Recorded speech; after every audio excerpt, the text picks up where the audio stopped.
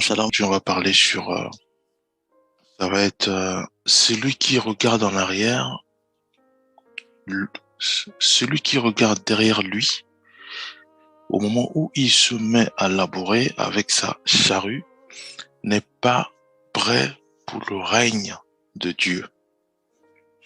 Voilà, donc pour cela, nous allons lire Luc 9, verset 62, que Jésus-Christ sanctifie sa parole. Jésus lui répondit, quiconque met la main à la charrue et regarde en arrière n'est pas propre au royaume de Dieu. Nous allons encore lire un verset, ça va être 2 Pierre 2, verset 20 à 22. Donc je vais lire que Jésus-Christ sanctifie sa parole. En effet, si après s'être retiré des souillures du monde, par la connaissance du Seigneur et Sauveur Jésus-Christ, ils s'y engagent de nouveau et sont vaincus, leur dernière condition est pire que la première. Voilà. Donc ici, mes bien-aimés frères et sœurs, Dieu parle à nous qui avons choisi de suivre notre Seigneur et Sauveur Jésus-Christ. Dieu nous dit simplement que nous devons garder le cap. Quand nous prenons la décision de suivre Jésus-Christ, c'est pour le suivre lui et de ne pas regarder en arrière, c'est de ne pas encore reculer, c'est de ne pas encore tomber dans les péchés qu'on faisait avant. Voilà. Dieu nous demande simplement de garder le cap, de le suivre lui jusqu'au bout, puisque nous avons pris la décision de le suivre. Il y a d'autres qui sont passés par le baptême de cet esprit. Voilà, il y a d'autres qui ont pris l'engagement de suivre uniquement Jésus-Christ, de vivre dans la sanctification, de vivre selon le modèle de Jésus-Christ. Voilà. Toutes ces catégories de frères et sœurs, donc, moi compris. Et quand nous prenons cette décision, ça veut dire que nous devons être intègres. Nous devons être fidèles dans cette décision que nous prenons, de suivre notre Maître, Seigneur et Sauveur Jésus-Christ. Alors pour cela, Dieu nous dit ceci, que si nous avons pris la décision de suivre Jésus-Christ, et si nous avons pris la décision d'enseigner par exemple à nos parents, d'enseigner par exemple nos frères et sœurs, de leur enseigner à travers la Bible, en leur enseignant la vie de Jésus-Christ, et pour d'autres qui ont pris la décision de ne plus tomber, de ne plus pécher, de ne plus faire ce qu'ils faisaient avant. Donc ça peut être quoi? Ça peut être la masturbation, ça peut être regarder les films qui ne sont pas conseillés aux chrétiens. Donc tout cela, toutes sortes de péchés. Donc nous ne devons plus nous retomber encore dans ça. C'est pour ça qu'on dit, on prend la décision de suivre Jésus-Christ, on prend la décision de suivre son modèle et pour ceux et celles que Dieu nous demande de garder le cap, d'être fidèles, de ne plus retomber dans ça. Donc on va continuer la lecture de Pierre et là il dit en effet, si après s'être retiré des souillures du monde, donc les souillures du monde on sait tous c'est quoi, c'est tout ce qui est péché, donc c'est tout ce qui est haine, colère, cette envie-là de rechercher toujours la vengeance, parce que soit on a tapé ma sœur, soit on a bousculé mon petit frère, donc on veut à tout prix venger. Voilà, c'est ce genre de souillure du monde où on vit selon le système de ce monde. Ça peut être quoi? Ça peut être les habits. Donc il y a, on va dire quoi? On va dire une tendance des habits, les gens qui portent tes habits, c'est à la mode. Et nous, les chrétiens, on suit la mode. Donc, ça veut dire que si l'habit a été conçu de manière à ce que on puisse montrer toutes les parties du corps, et à ce moment-là aussi, nous, chrétiens, on suit la mode, on porte aussi des habits, où on montre les parties du corps. Voilà. Ça, c'est ce qu'on appelle les chutes du monde. Si, comme il dit la Bible, il dit, en effet, si après s'être retiré des cieux du monde, Donc c'est ça, mes bien-aimés, c'est la masturbation, les cieux du monde, c'est le vol, c'est le péché, c'est le mensonge, c'est tout ce qui obscure la sorcellerie, euh, euh, tous les appartenances aux loges, voilà, toutes sortes, le fait de faire du mal à quelqu'un, tout ça, c'est ce qu'on appelle la cieux du monde. Dieu nous dit ceci, il nous dit, en effet, si après s'être retiré, donc ça veut dire que nous prenons la décision de nous retirer de ces choses, de ne plus les pratiquer, de ne plus pratiquer la fornication, de ne plus pratiquer euh, euh, le péché, toutes sortes de péchés, le vol, se bagarrer, c'est des chamailles, l'adultère. Alors si Dieu nous dit, nous prenons la décision de nous retirer, et après il dit, par la connaissance du Seigneur et Sauveur Jésus-Christ, on sait tous, la connaissance du Seigneur et Sauveur Jésus-Christ, ce n'est que la parole, puisque à travers sa parole, on dit Jésus-Christ, c'est la parole qui s'est fait chair, hein, Jean 1 à partir du verset 1. Donc, on a lu la Bible, on a la connaissance de la parole du Seigneur, on sait que les choses que nous faisons avant euh, vont à l'encontre de la parole qui est Jésus-Christ. Les choses que nous menons, tout ce que nous faisons avant de connaître la parole était mauvaise. Donc, nous prenons la décision sur la base de la parole de ne plus pratiquer le péché, de ne plus pratiquer la masturbation, de ne plus pratiquer le vol, de ne plus pratiquer cette vie-là de méchanceté. Donc, on est toujours violent, on est prêt à reprendre. C'est-à-dire que on est sensible à ce qui se passe. Donc, ça veut dire que ça peut être un frère ou une sœur. Donc, le frère, il est toujours à la défensive. C'est-à-dire que lui, il entend. Et en fait, quand une personne parle, il veut juste savoir ce que tu dis. Et quand il y a quelque chose qui va pas aller, ou si tu veux, par exemple, on va dire, le corriger dans la décision de l'amour, automatiquement, il réplique. Donc, tu sens, en fait, le frère n'a pas encore abandonné les souillures du monde. Donc, le frère, il faut automatiquement répliquer, mal parler, soit au frère ou à la sœur. Voilà. Le frère, il est méchant. Ou la sœur est méchante. Hein, par ses propos, par ses langages, par sa façon d'agir, par sa façon mais bien aimé, tout ça, c'est ce qu'on appelle les souillures du monde. On connaît tout ça. Pourquoi? Parce que la parole nous a éclairés. Et Dieu nous dit ceci, que nous avons lu la Bible. Nous avons compris qu'est-ce qui est le péché, qu'est-ce qui est les souillures du monde. Puisqu'on sait tous que si nous aimons la parole du Seigneur et si nous pratiquons la parole du Seigneur, on est appelé amis du Seigneur, on est appelé bons serviteurs, on est appelé homme selon le cœur du Seigneur, on est appelé chrétien, on est appelé disciple de Jésus-Christ. Pourquoi? Parce que nous vivons en conformité avec la parole du Seigneur. Maintenant, si nous faisons le sens contraire, on est appelé rebelle à la parole du Seigneur. On est appelé brigand. On est appelé, voilà, la Bible parle de beaucoup de choses. C'est-à-dire que un chrétien ou une chrétienne, c'est celui-là qui lit la Bible, aime la Bible et pratique la Bible. Non, si on fait le contraire, Dieu nous aime pas. Dieu nous appelle les rebelles. Alors, si nous prenons la décision de ne plus être violent contre notre épouse, de ne plus être violent contre notre époux, de ne plus pratiquer le péché. Donc, c'est quoi le péché? C'est tout ce qui est le mal, tout ce qui nous faisons, et dans le socle est le mal. Mais Dieu nous dit ceci, que nous connaissons tous ces péchés, nous connaissons tous ces péchés. Pourquoi? Parce que nous avons lu la Bible, nous avons compris la Bible.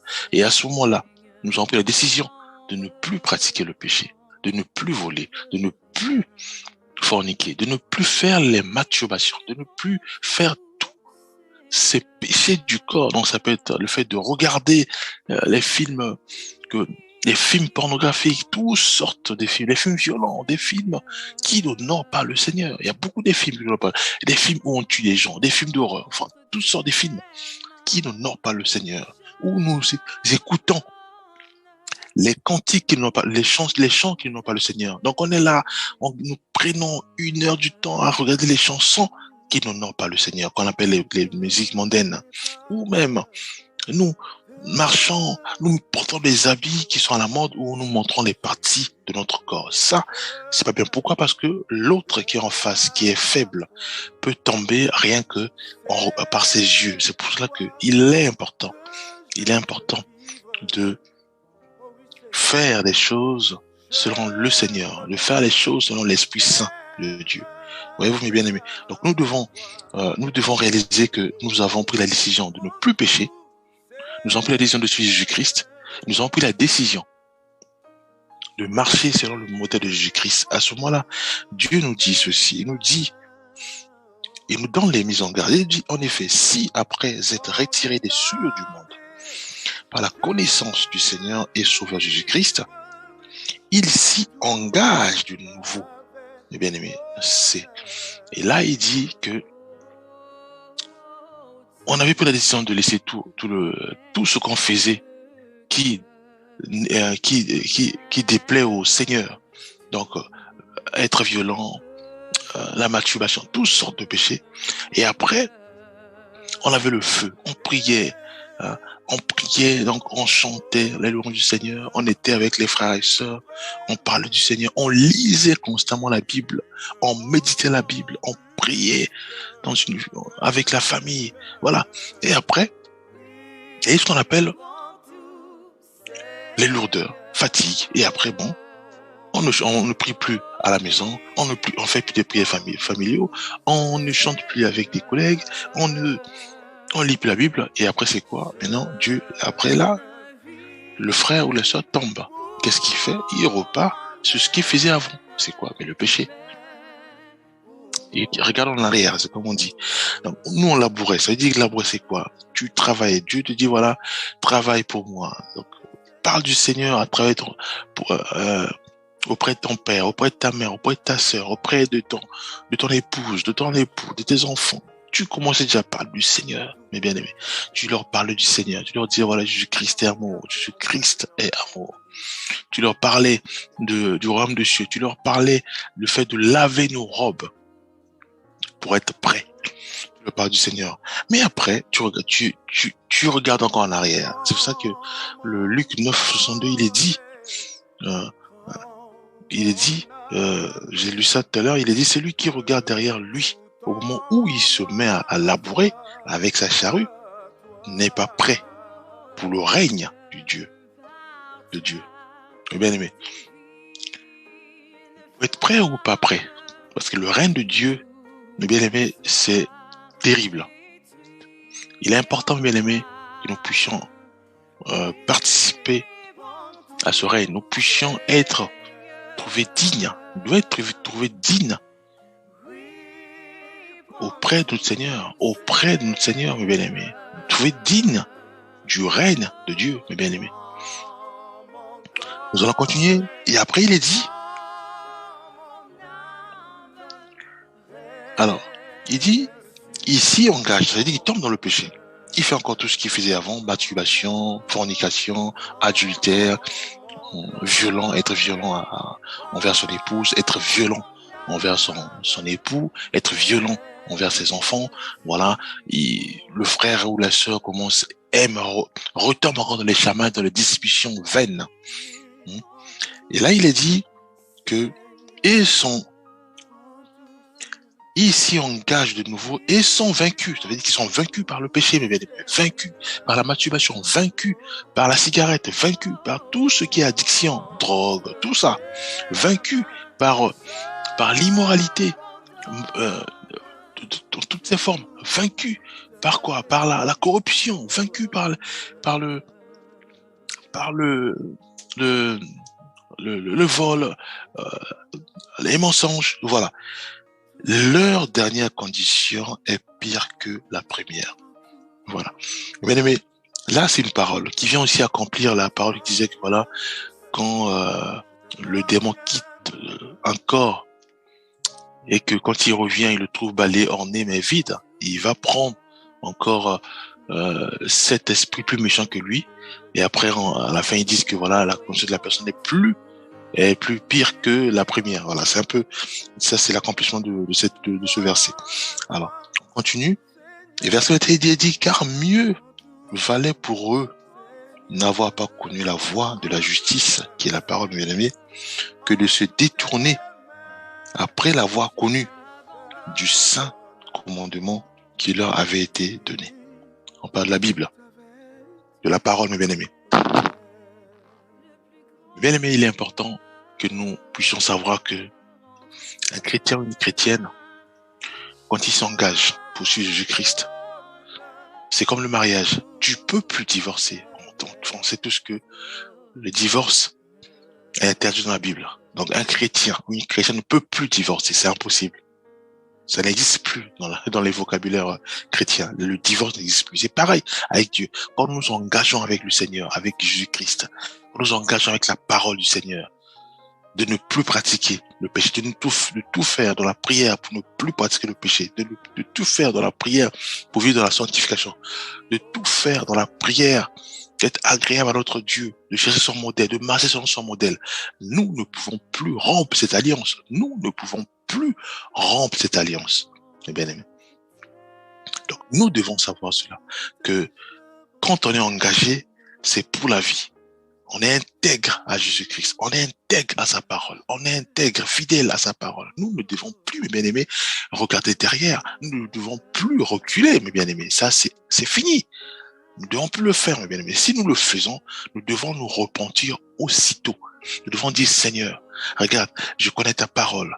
Aujourd'hui, ta parole me frappe dans ma tête parce que je viens de me masturber. Je viens de suivre les films méchants, les films d'horreur qui ne t'honorent pas.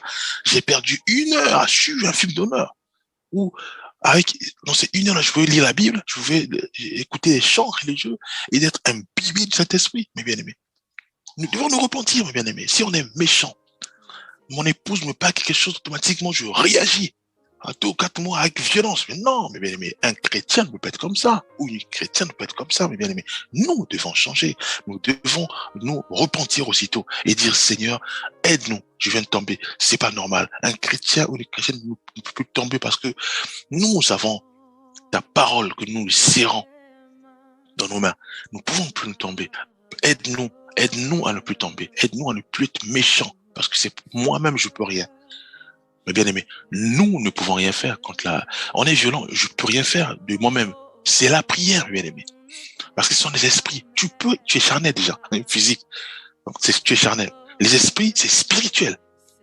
Tu sais pas ce qui est en toi. Ce qui te pousse à être attentif à des propos des gens pour répliquer par violence ou à être attentif au mouvement des gens pour rentrer et leur cambrioler ou leur voler, ou à être attentif à ce que les gens disent pour leur mal parler, pour les insulter, mes bien-aimés, pour chercher chamaille. C'est pas toi, parce que toi tu es charnel. Ce sont les esprits qui sont en toi, qui te poussent à être attentif, qui te poussent à élaborer des plans du mal dans ton cœur, dans tes cerveaux, dans ta pensée, mes bien-aimés.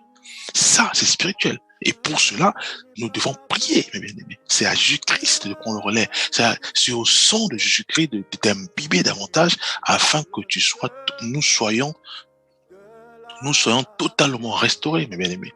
Nous ne pouvons pas faire par nous-mêmes. Non, c'est impossible. On peut rien faire. C'est que Dieu qui peut nous aider. C'est que Dieu qui peut nous aider par la prière, mes bien-aimés. Si nous retombons encore dans la fornication, nous retombons encore dans l'adultère, nous retombons encore, malgré que nous connaissons la parole, nous retombons encore dans les violences conjugales, dans les violences conjugales, dans les violences verbales, dans les disputes, dans les divisions, les sectes, hein, dans la sorcellerie. Donc, nous retombons encore parce qu'on va les consulter encore des voyants, mais bien aimé, ça se fait plus. Un chrétien ou une chrétienne ne peut plus aller voir les voyants, ne peut plus aller consulter les tarots, ne peut plus aller consulter les bouts de cristal, ne peut plus aller consulter un marabout, mes bien-aimés. Nous ne pouvons plus consulter un magicien. C'est fini. Nous sommes là à suivre les divertissements, et quand on voit en face de la télé, c'est quoi? C'est un magicien. Mais non, un chrétien ou une chrétienne ne peut plus suivre un magicien à la télé. Mais bien aimé, c'est quoi ça? Nous devons suivre Jésus-Christ. Nous devons lire la Bible. Nous devons louer le Seigneur, bien aimé. Mais bien aimé, il est dit quoi? Il est dit, et on va encore continuer, bien aimé, nous allons continuer. Donc, il est dit que cette condition de la personne va être encore pire. Parce que quoi? Parce que nous connaissons la parole du Seigneur.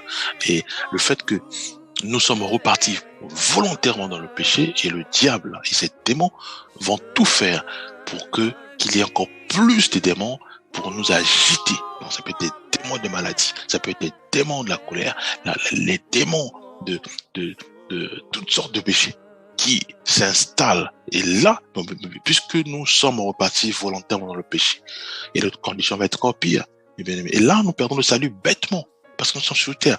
La terre, il est dit que il est permis à un homme de mourir une seule fois, après quoi vient le jugement. Mais bien aimé, c'est sur la terre où quand nous péchons, quand nous demandons pardon, Dieu nous pardonne. Nous péchons, nous demandons pardon, Dieu nous pardonne. Nous retombons, nous demandons pardon, Dieu nous pardonne. Pourquoi? Parce que nous sommes sur la terre. Mais une fois qu'on quitte la terre, il n'y a plus le pardon. Tu pries, on va te dire c'était sur la terre. Puisque la parole dit que il est permis à un homme de mourir une seule fois, Après quoi vient le jugement. Donc, quand tu vas mourir et que tu as demandé pardon, on dit non, ça c'est maintenant, tu me donnes au temps du jugement, c'est fini. C'était avant, sur la terre. C'est pour ça que quand nous sommes sur la terre, nous devons tout faire pour nous remettre debout si nous tombons. Si nous tombons, nous devons automatiquement se ressaisir, demander pardon au Seigneur et nous mettre debout. Et après, ne plus le faire. Parce que le but, c'est ça, de ne plus retomber. Nous devons tout faire pour ne plus retomber dans le péché. C'est ça le but. Nous allons continuer la lecture, bien aimé. Nous allons continuer la lecture, puisqu'il est important, bien aimé, que nous sachions que Dieu parle à travers sa parole, et nous devons lire sa parole, la mettre en pratique, l'aimer et la mettre en pratique. Voilà. Et après, il est dit ceci. Il est dit, 22, il leur est arrivé ce que dit un proverbe vrai. Le chien est retourné à ce qu'il avait vomi, et la truie lavée s'est vautrée dans le bourbier. Nous allons lire encore un autre verset, donc ça va être Apocalypse 22, verset 12.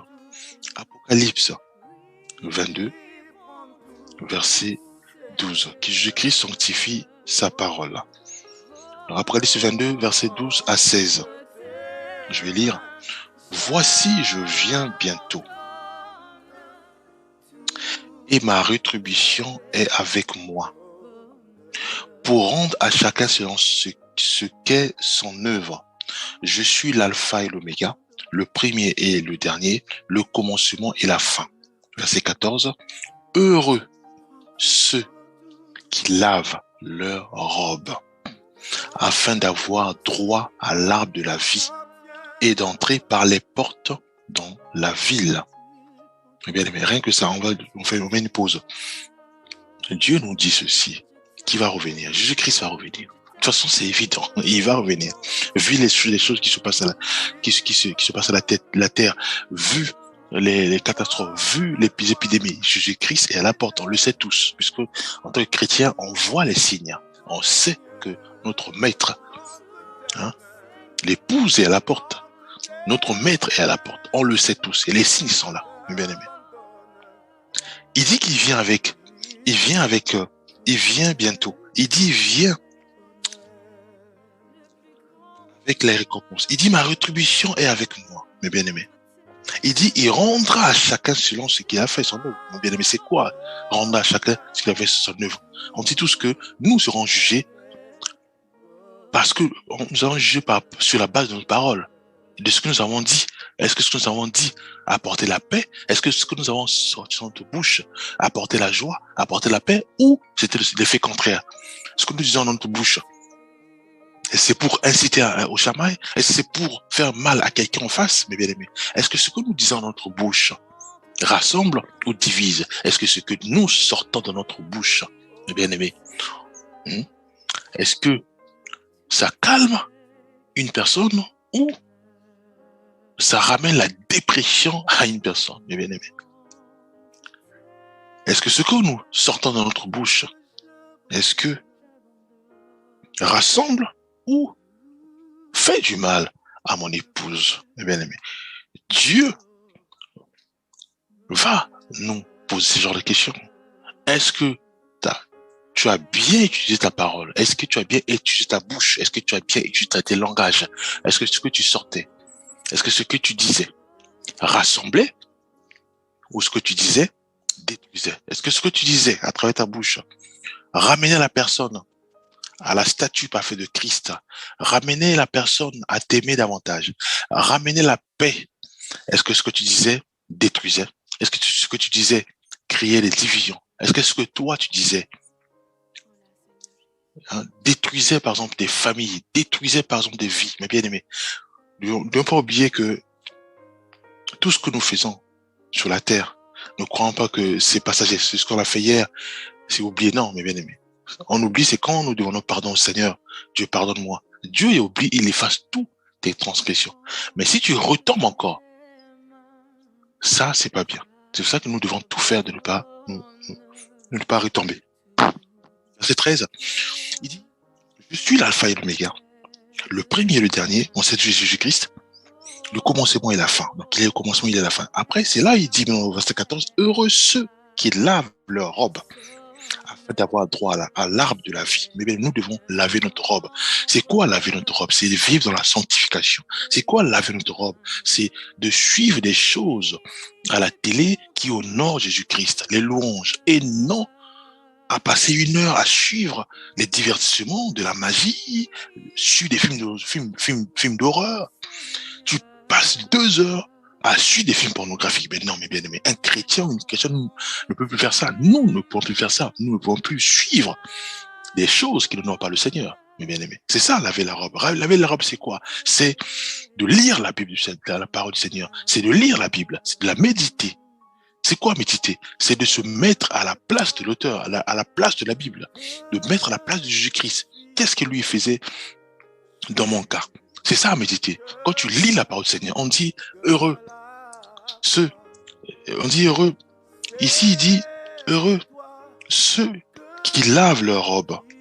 Maintenant, méditer, c'est quoi? Tu dis voilà, tu te mets à la place de cette phrase qui dit heureux ceux qui lavent leur robe. Tu dis voilà, moi dans mon cas, qu'est-ce que je ferais pour c'est quoi laver ma robe? C'est quoi ma robe? Maintenant, tu t'examines, mes bien-aimés. Tu dis moi, apparemment, ma robe est sale parce que je me chamaille, parce que je parle mal à mon épouse, je parle mal à mon époux, parce que je suis encore des tarots, des divinations, tout ce qui est horoscope. C'est ça qui rend sale ma robe. Maintenant, qu'est-ce que je dois faire? Je dois la laver. Comment? En me débarrassant de tout ce qui attire les tarots dans ma maison. Donc, je prends les magazines où il y a des tarots, je les mets dans les poubelles. Je prends la cigarette, je le mets dans la poubelle. Je mets la drogue, je mets dans la poubelle. Je prends la drogue, je mets dans la poubelle. Je prends les habits à la mode où on laisse toutes les parties intimes. Mais bien aimé, je prends ça, je mets dans la poubelle. Mais bien, c'est ce qu'on appelle laver sa robe. Je change mes langages. Si mes langages étaient pour attiser la haine, détruire l'autre en face, maintenant je change mes langages, les langages d'amour, de joie, pour rassembler, pour bénir, mes bien-aimés. C'est ça, laver sa robe, mes bien-aimés. Nous devons laver notre robe tous les jours, mes bien-aimés. Dans la prière, mes bien-aimés, nous devons laver notre robe. Si j'étais adultère, je dois maintenant arrêter, dire à cette sœur ou à ce frère, je suis déjà marié. J'ai une femme à la maison. J'ai mon mari à la maison. Donc nous devons arrêter net aujourd'hui. Nous devons arrêter parce que c'est un péché. C'est un péché. On arrête, c'est ça, laver ma robe, mes bien-aimés. Verset 15. Dehors les chiens, les enchanteurs, les impudiques, les meurtriers, les idolâtres, et quiconque aime et pratique le mensonge. Mes bien-aimés, quiconque aime et pratique la parole du Seigneur est appelé ami du Seigneur. Mais là on dit, quiconque aime et pratique le mensonge n'est pas ami du Seigneur, est appelé un rebelle. Dieu dit dehors, mes bien-aimés. C'est simple. Que voulons-nous faire? Puisque tout est écrit dans la Bible, mes bien-aimés. Tout est écrit dans la Bible. On dit dehors les chiens. Pourquoi? Parce qu'on dit le chien est repart dans sa vomi. Donc, ce qui est chien, c'est quoi? C'est toute personne qui repart dans le péché, mes bien-aimés. Si nous repartons dans le péché, on devient chien. On repart, puisqu'on connaît la parole du Seigneur, on repart encore dans la masturbation. On nous appelle les chiens maintenant. Dehors les chiens, les enchanteurs, les impudiques, mes bien-aimés, les meurtriers. Parce que le fait de mal parler, de juger de penser en mal de ton frère, tu deviens meurtrier. Tu l'as déjà tué dans ton cœur. Les idolâtres, ceux et celles qui prient des statues, mes bien-aimés. Ceux et celles qui prient des photos, qui ont des photos de leur grand-père, qui disent non, celui-là me protège. Mais non, mes bien-aimés, le grand-père, il est parti. Il est peut-être là, au ciel. Il est même au ciel. Il est au ciel. Mais toi, tu as sa photo, tu pries, tu fais ce qu'on appelle les hôtels. Maintenant, ici, c'est vraiment pas des hôtels. Maintenant, on en est où là, mes bien-aimés? Tu prends l'hôtel, tu mets la photo de ton grand-père, voilà, peut-être qu'ils vont le protéger. Mais non, mes bien-aimés, ça, c'est ce qu'on appelle l'idolâtrie.